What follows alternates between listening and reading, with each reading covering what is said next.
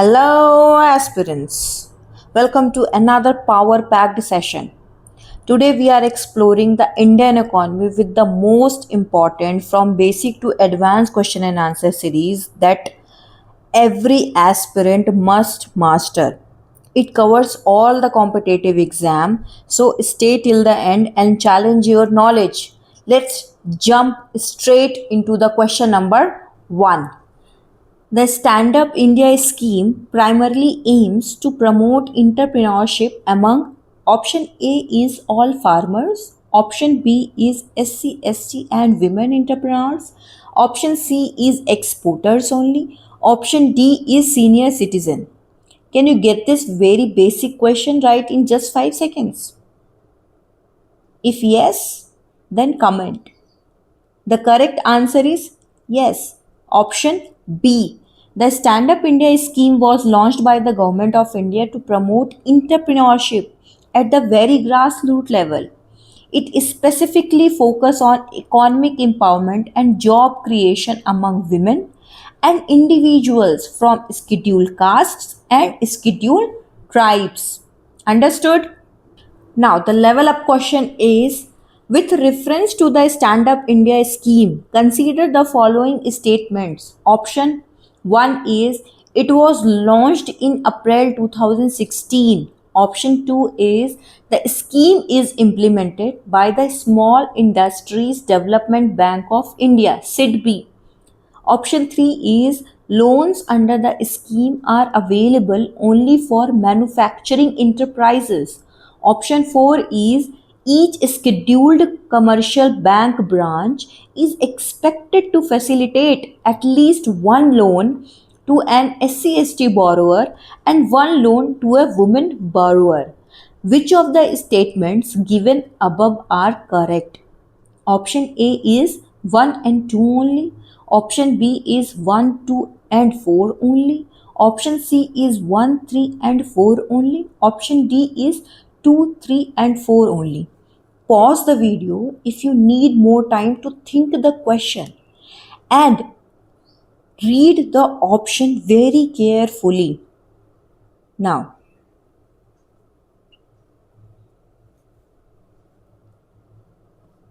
most certainly, the correct answer is option B. Statement 1, 2, and 4 are absolutely correct. The scheme was launched in April 2016, is managed through SIDBI, and mandates bank branches to extend credit to at least one SC/ST and one women entrepreneur. Why statement third is incorrect? Because loans are provided for greenfield enterprises across manufacturing, services, trading sector, not exclusively manufacturing. Clear? Now, the fact based question is the headquarters of the Small Industries Development Bank of India, SIDB, is located in option A is Mumbai, option B is New Delhi, option C is Lucknow, option D is Hyderabad. Ready? Your 5 seconds starts now.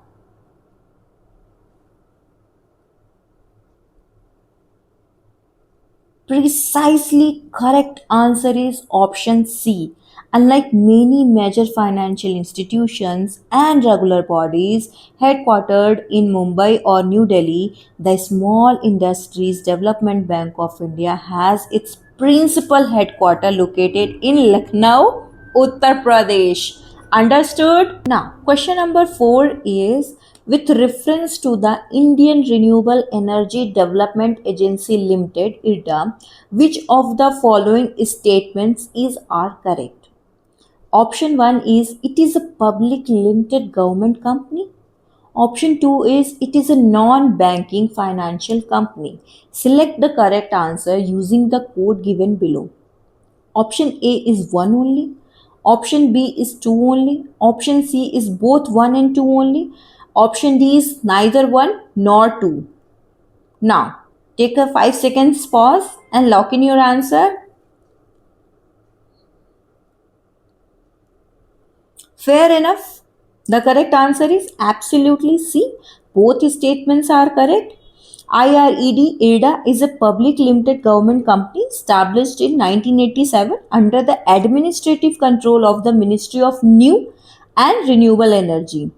It is registered as a non banking financial company engaged in promoting, developing, and extending financial assistance for renewable energy project. Clear?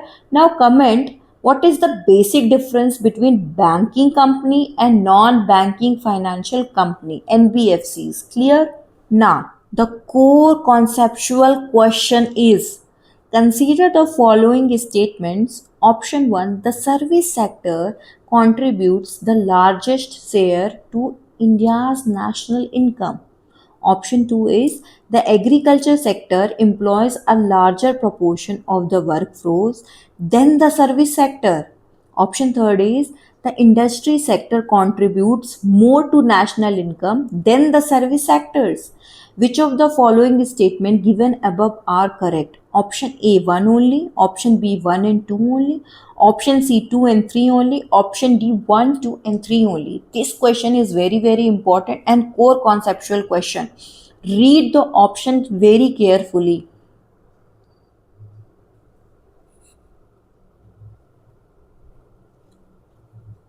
Now, undoubtedly, the correct option is B 1 and 2 only. The service sector, as we all know, is the dominant contributor to India's economy, according for accounting for over 50% of national income.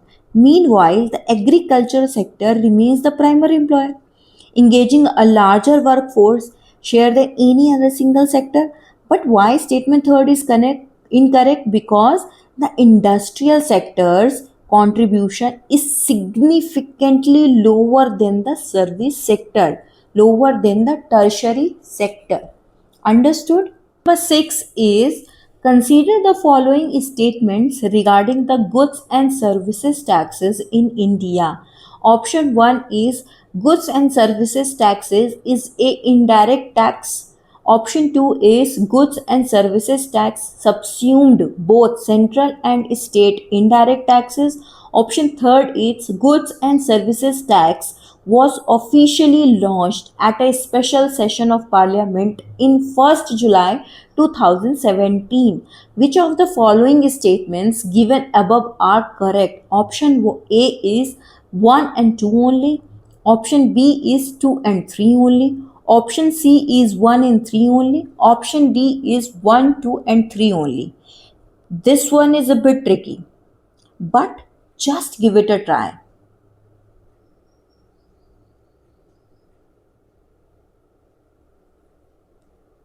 Now, the correct answer is most certainly option D 1, 2, and 3 only. All three statements are correct.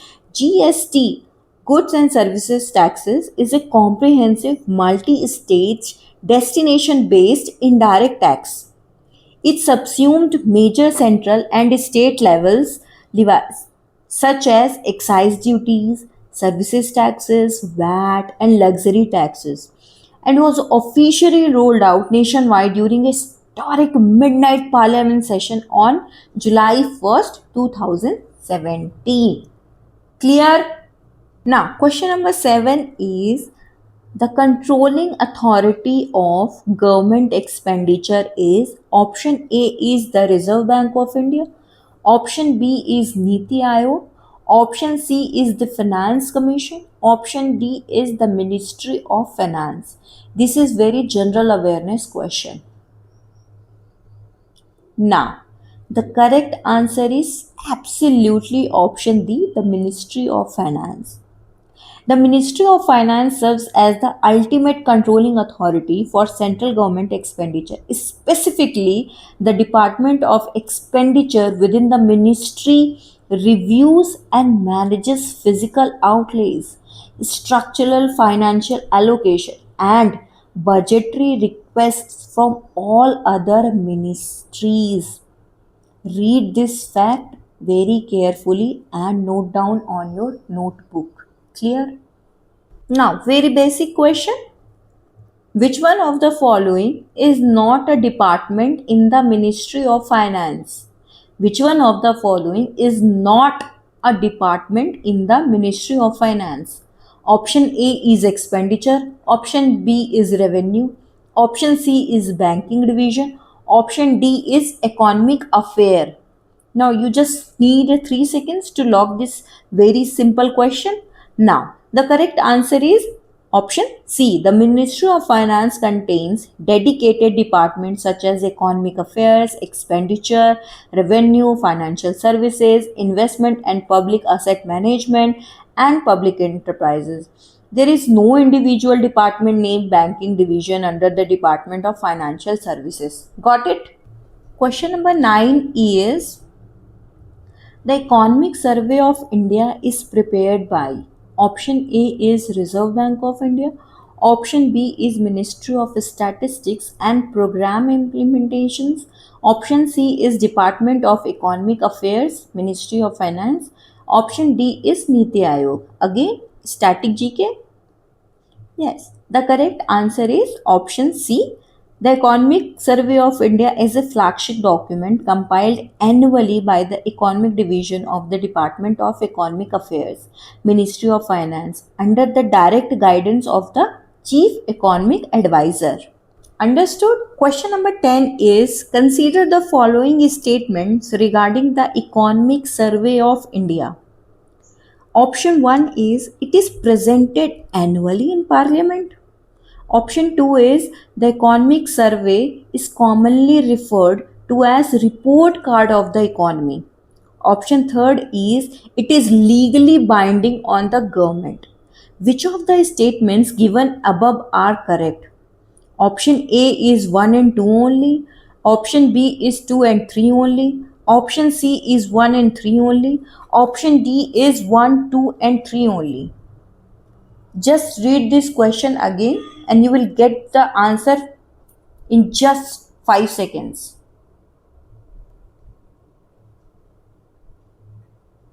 Now the correct answer is most certainly option A, 1 and 2 only. The document is tabled in Parliament just ahead of the Union budget and act as a comprehensive macroeconomy report card tracking annual physical achievements.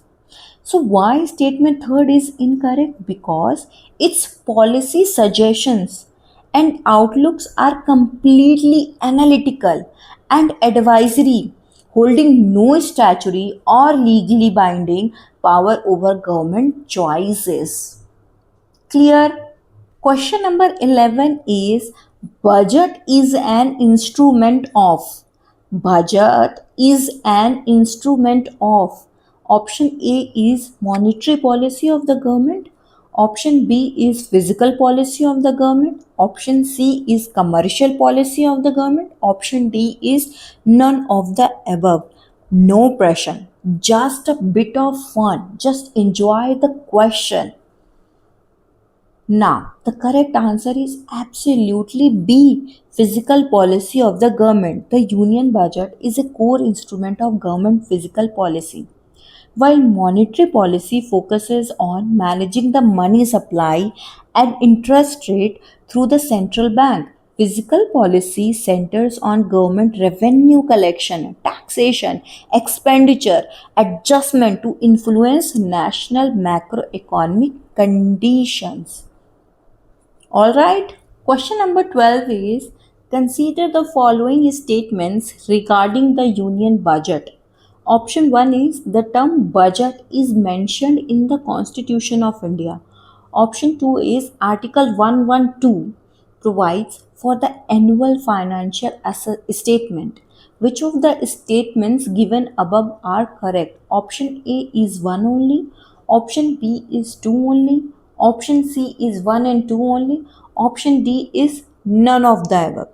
Movement of truth in just 5 seconds.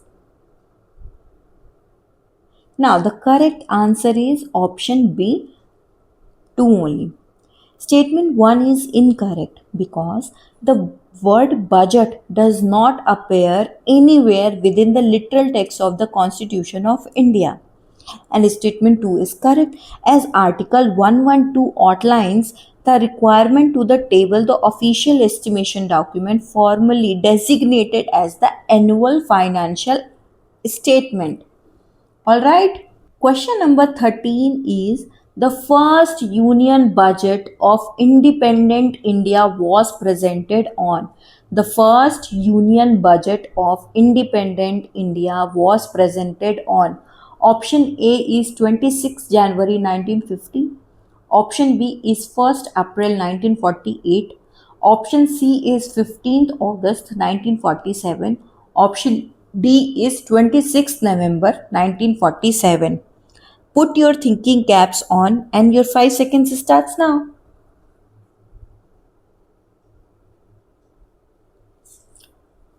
Exactly. The correct answer is option D. The historic first union budget of independent India was presented on 26 November 1947 by the country's first finance minister R.K. Shanmugam Chetty. This financial statement covered a brief transition period of 7.5 months. Clear? Again, an important question is, the railway budget was merged with the general budget from which financial year? The railway budget was merged with the general budget from which financial year? Option A is 2015-16, option B is 2016-17, option C is 2017-18, option D is 2018-19. Pause, think, answer, comment. Undoubtedly, option C 2017-18, the practice of presenting a separate railway budget which is introduced in 1924 following the Ackworth Committee recommendation was formally dissolved by the government. The railway budget was merged into the single unified general budget starting from the 2017-18 fiscal cycle. Okay, read this statement again and note this explanation on your notebook. All right. Now, the general intelligence question. Which finance minister presented the first paperless union budget? Which finance minister presented the first paperless union budget? Option A is Nirmala Sitharaman. Option B is Pranav Mukherjee. Option C is Arun Jaitley. Option D is P. Chidambaram. No pressure. Just a bit of fun. Just enjoy this question and keep scrolling on your mind. Of course, the correct answer is option A.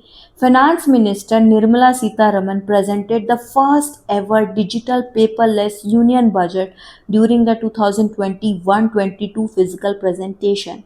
The document was read from a digital tablet, replacing the traditional physical ledger briefcase or bahikata.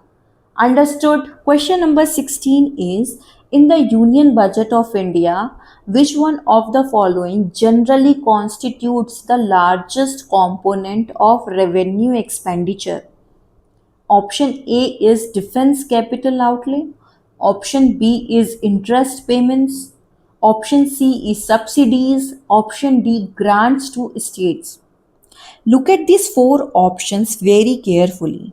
Two of these are completely irrelevant. I am giving you 5 seconds to eliminate the two wrong answers. If you spot them, you are in just a right path. Okay, the correct answer is option B, interest payments. Interest payments on accumulated public debts consistently represent the single largest structural component of the union government's revenue expenditure, consuming a substantial portion of the annual tax revenue gathered. All right, number 17. Very important question, yet a current affair question is the RBI revised the India's real GDP growth forecast for the financial year 2026-27 in June 2026. What is the new projected growth rate? Option A is 6.9%, option B is 7.7%, option C is 7.2%, option D is 6.6%. This question is very, very, very important.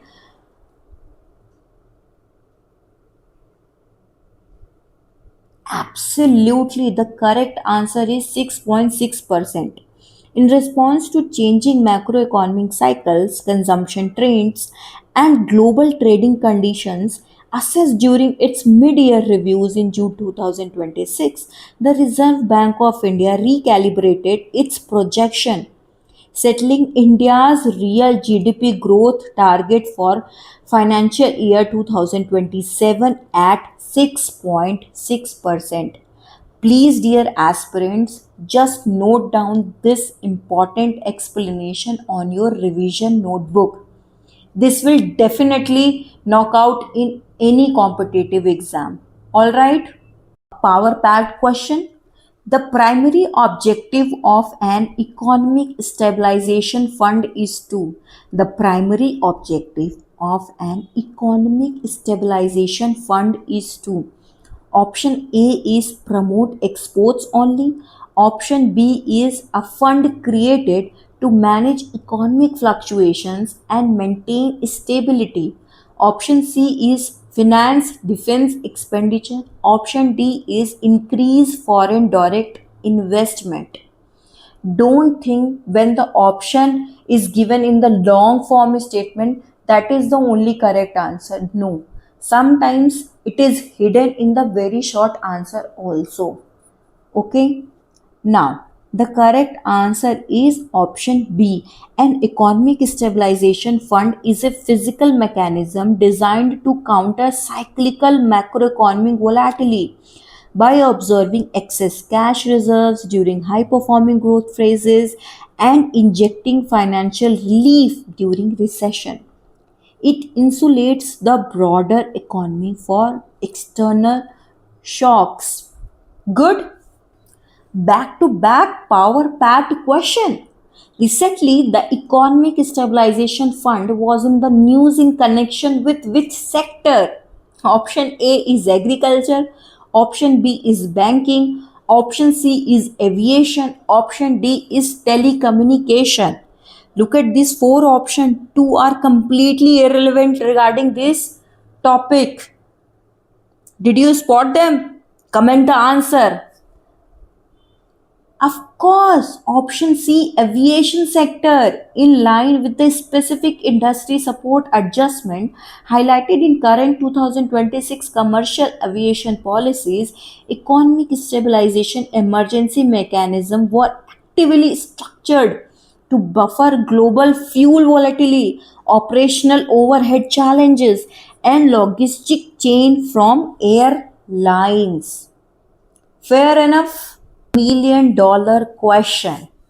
Which agricultural initiative highlighted in June 2026 uses a WhatsApp based artificial intelligence platform to advise farmers?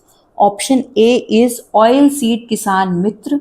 Option B is Krishi AI 2.0. Option C is AgriBot India. Option D is PM Kisan AI.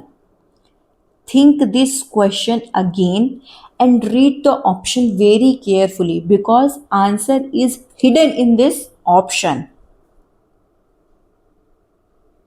Now, 5 seconds over. Correct option is A. The Oilseed Kishan Mitra initiative represents a localized tech integration highlighted in June 2026.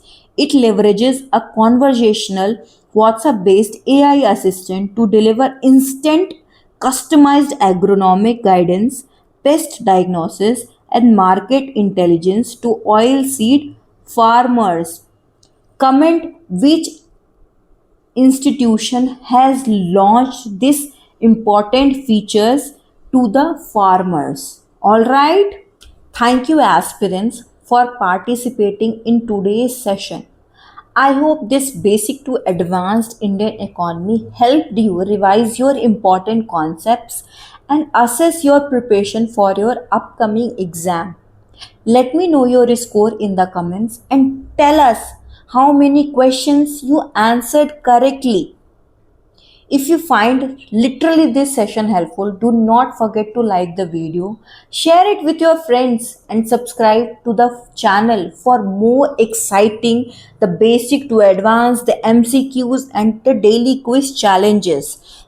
Keep practicing regularly, stay consistent and continue strengthening your knowledge every day. Clear? I'll see you in the next video. Until then, keep learning, keep growing and stay motivated. Bye bye.